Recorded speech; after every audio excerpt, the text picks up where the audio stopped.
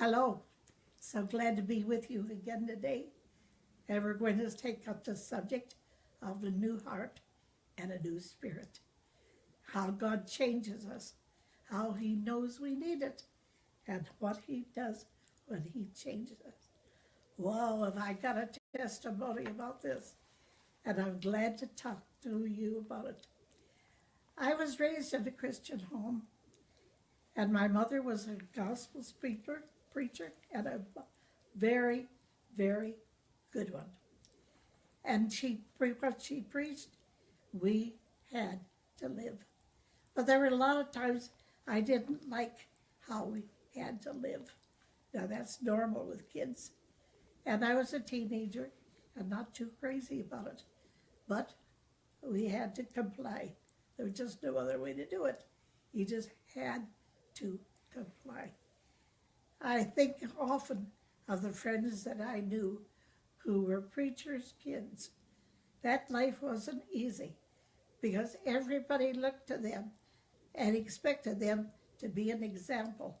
And that wasn't always the case. Well, there were a few exceptions, but most of the time there was a deep resentment that you had to be put on display all the time. And you didn't really like it. You liked to be independent. You liked to be like other people, to do the thing that you wanted to do when you wanted to do it.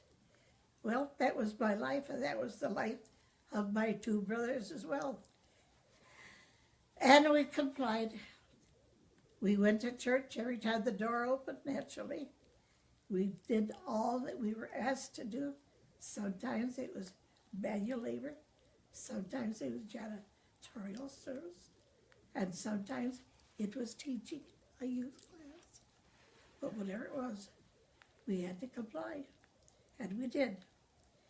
I used to remember how the girl classes, young ladies, and the questions they asked me, because we were very strict.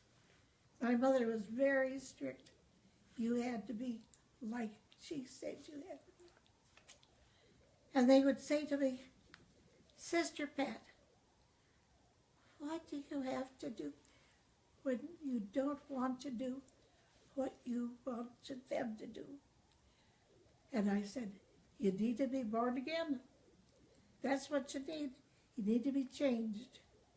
Well, then inside I heard myself, you old hypocrite, you'd never been born again either. And I wasn't. Well, I marched to the town of the hickory stick. You either complied or else. And so that was life. And I used to think about it often.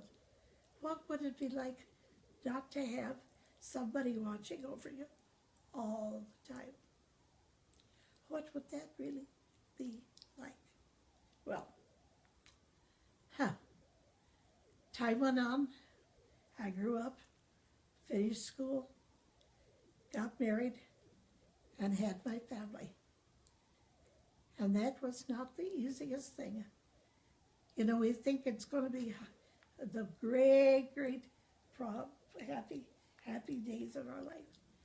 But when the babies come, and the mother is sick, and the kids get sick, and there's work to be done, and you don't have the strength to do it, you have a lot of double and triple thoughts about it. And I sure did. I was pregnant 5 times. We lost number 2 with a miscarriage, but we had 4 sons.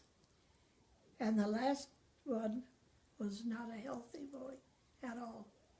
I should say the third son was not a healthy boy. He cried most of the time. And the reason he did was because the doctors told me there was something wrong with his windbreak. He was a premature baby. And that he couldn't breathe right, he couldn't eat right, and he was hungry, and he cried most of the time. You talked about things getting on your nerves. I remember his first birthday. He only weighed 12 pounds. On his first birthday, he was skin and bones. And people would look at me and look at him. And I know they were thinking, what in the world is wrong with that mother? But there was nothing I could do. I had him in and out of doctor's offices. Everybody that knew anything about what to do tried it, but it never worked. But then one day, it did. One day, something happened in that little boy, and he began to eat. He couldn't get enough to eat, and he began to gain strength. But he was always a very quiet child.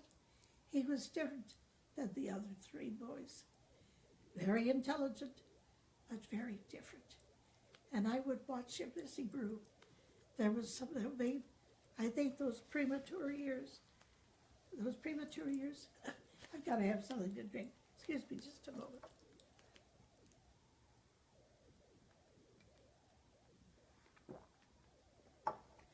Those premature years, with all his suffering, definitely marked him. And he wasn't what he should have been, personality. But as he grew, we found out that child was more than the average kid.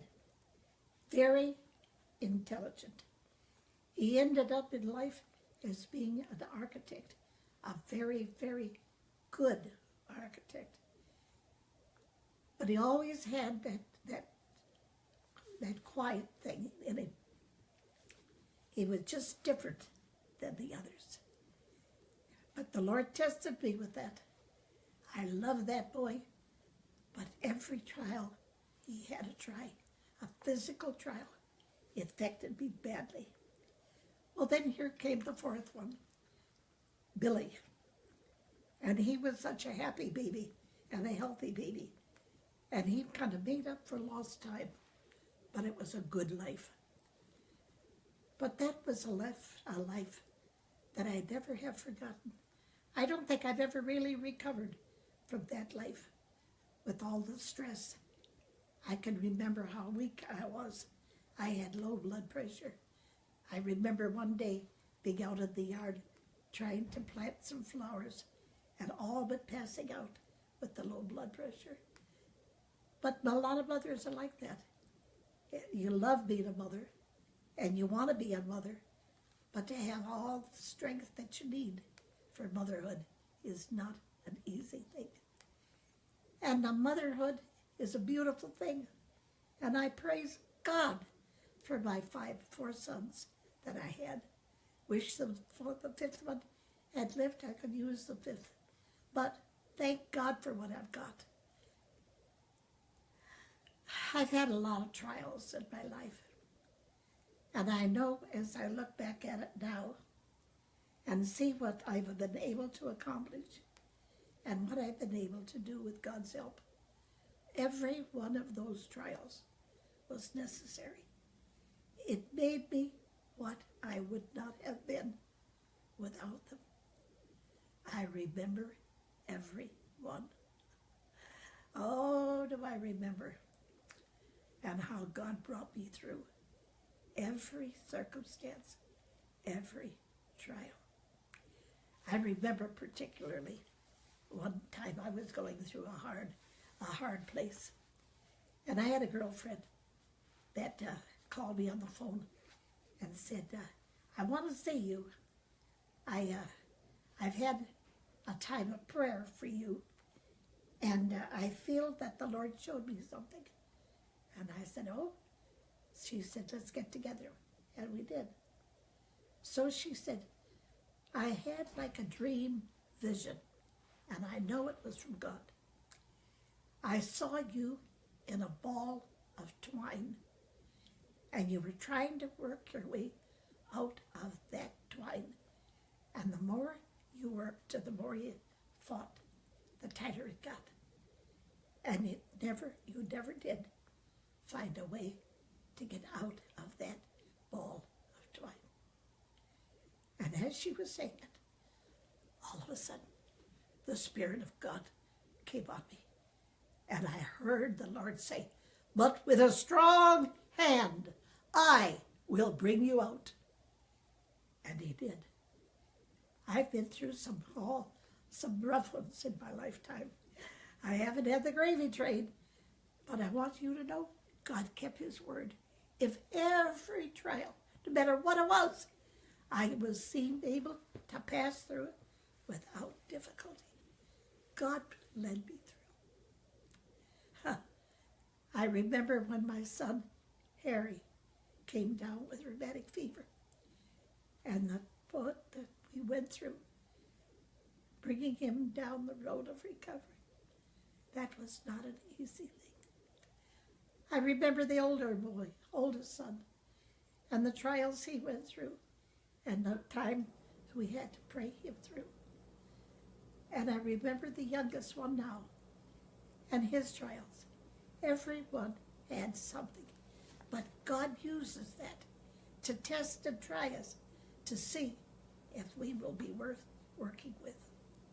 The Bible tells a lot about the trials of Jesus, how the Lord led him into the wilderness to be tested and tempted by the devil himself for 40 days, nothing to eat, to test him and try and see if he was able to be what God had created him to be. Wow. Wow. As you read about the trials, as you read about his crucifixion, as you read about all the things that he went through, oh, but up from the grave he arose with a mighty shout of victory. He arose and he made it. And he says to us, when we get down in the mouth, and we do, there's no one of us that doesn't get tested and tried, health-wise, financial-wise, otherwise. And there isn't no one of us that doesn't come through those trials with God's help, knowing God like we never would have known him if we hadn't gone through the trial. He tests us. Yes, he tests us. He really does. Not as badly as he tested Abraham when he brought him and his son Isaac, and he was going to sacrifice Isaac, and God stopped him. But Abraham proved to the Lord that he would obey him no matter what. Well, I don't know that we've got all that kind of faith. Some of us do, some of us don't. But there are situations in our life that we pass through, and God brings us through stronger, more able to handle the next one than we ever went through before. Never. I think back, I'm not a young woman anymore, and I think back over the years, wow, I've been through some wounds. I've been through some cases, through some trials, through some sickness, through everything that I guess that you can be tested with. And I can say honestly and truthfully, the Lord never, ever let me down. He never failed me. He always brought me through. I know the last big one that I went through. Oh, my husband and I went to the Miami International Airport in Florida. We were flying back to Haiti for the big-time graduation.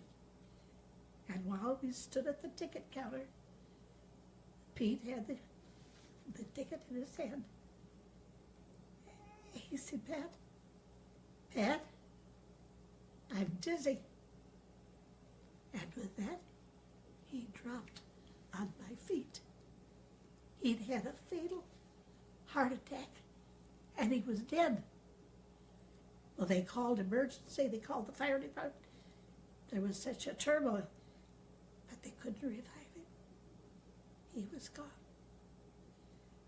I was in shock. I didn't know what to do or what to say. All I could remember were telephone numbers. Can you believe that? I could have told you anybody's telephone number that I'd ever heard. Such a crazy reaction. But that's what shock did to me. Well, I remember getting in the fire truck when they put Pete's body in there. And the fireman said to me, "Lady, would you take your foot off of that button that you're causing the fire alarm to sound, and we have to go down back to the station." So I moved my foot. But that's the way I was. I don't know where I thought I was or what I was doing. And I didn't get over it overnight. For a while, I didn't know who I was or where I was. But God saw me through. I can remember I went to a church on Sunday where I had been scheduled to talk. And I had said to my boys, "I'm not going. I'm not up to doing that."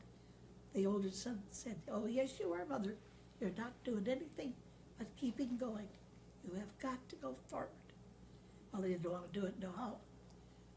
Well, the minister said to me, "Sister Pat, my mother and I are going to pray for you. We feel that the Lord has given us something to tell you that will help." So they did. And the pastor first said, "God wants you to know your work is not finished. There are many things yet that you will do in life. This is not the end of your life. But concerning your husband, Peter, he did all that I wanted him to do. He has finished his course. You're not finished, but he finished with a triumphant cry. It is finished." Well, that did a whole lot for me. It didn't sink in my head the first day, but as time went on, I began to realize every one of us in this life has a purpose and a plan that God made for us. And if we take our strength from him, if we believe he can see us through, and he can, you know. Oh, yes, he can. He will see you through, and you'll wonder as you look back, how in the world did I ever make that choice? Jesus never fails. Never fails. And the trials that he allows you to go through in life, every trial makes you stronger. You come out remembering, hitherto has the Lord helped me. And he does help us. And he does help us. And I want to pray for you. Father, you know those that are watching today who are going through a testing and a trial that they don't think they'll ever make it. But Lord, your grace, oh, that unmerited favor, that blessed, blessed, blessed love and joy that you give us, that joy can see us through and bring us into a place of victory. And we can look back in years to come and say, hitherto has the Lord helped me. And he does. And I praise him for it. And I praise him for it. I think back over my life, and my life has been long. And I remember things sometimes. Remembrance will come of things that I'd forgotten. And I say, oh my God, how you helped me. What you did for me. What you did for my folks. What you did for my brothers. What you did for so many people that I knew. My God, you have never, ever failed us. Never, ever, ever. And my friend, he won't fail you. Trust him. Trust him. Jesus Christ, the same. Yesterday, today, forever. God bless you.